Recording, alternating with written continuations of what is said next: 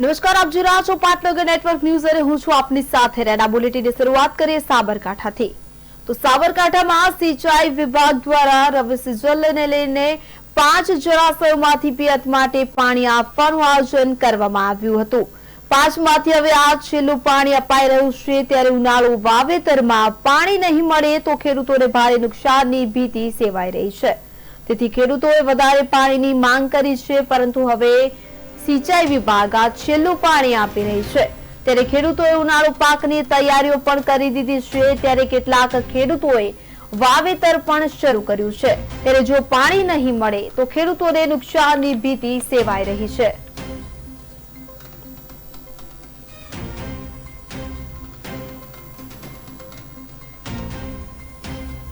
જેમાં હાલમાં 5મું પાન ચાલી રહ્યું છે, જેના થકી 2800 હેક્ટર વિસ્તારમાં સિંચાઈનો લાભ મળી રહેલ છે।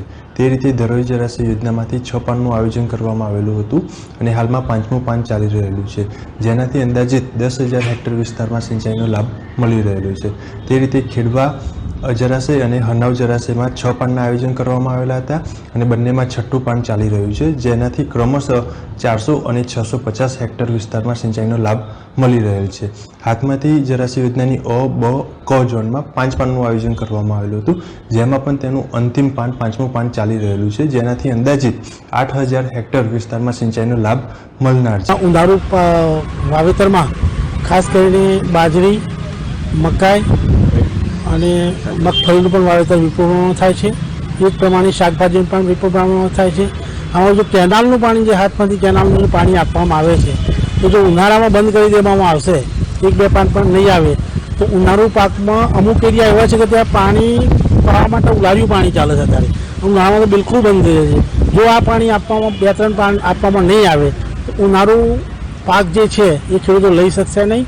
અને અત્યારે બટાકાની જે ખેતી કરી હતી એમાં ખેડૂતોને જે ઉત્પાદન છે એ ખૂબ ઘટ્યું છે અને બધાને ધરોઈ કેનાલ અને બીજી આપણે હાથમતી કેનાલમાં અત્યારે છેલ્લું પાણી ચાલી રહ્યું છે, સિંચાઈ માટે ખેડૂતોને આપે છે, બરાબર।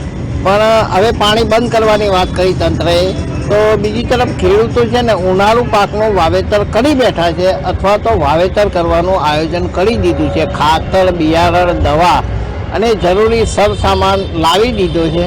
જો આ કેનાલના પાણી બંધ કરી દેવામાં આવશે તો ખેડૂતોની હાલત એટલી કફોડી થશે કે ભાઈ છે ને ખેડૂતની આવક બમણી કરવાના દાવા કરતી કેન્દ્ર અને રાજ્ય સરકાર ખરેખર જો એ આવક બમણી કરવી હોય ને ખેડૂતનો સુખી કરવો હોય તો છે ને બીજા ઉદ્યોગોની જેમ ખેતીને પણ એટલું બધું પ્રોત્સાહન આપવું જોઈએ કે જેના લીધે છે ને પાણીની સમસ્યા, સૌથી પહેલાં પાણીની સમસ્યા, તો એ જો નિવારણ એનું નહીં થાય ત્યાં સુધી છે ને કોઈ ખેડૂતનો માયનો લાલ એવો નથી, સરકાર એવી નથી કે ખેડૂતની આર્થિક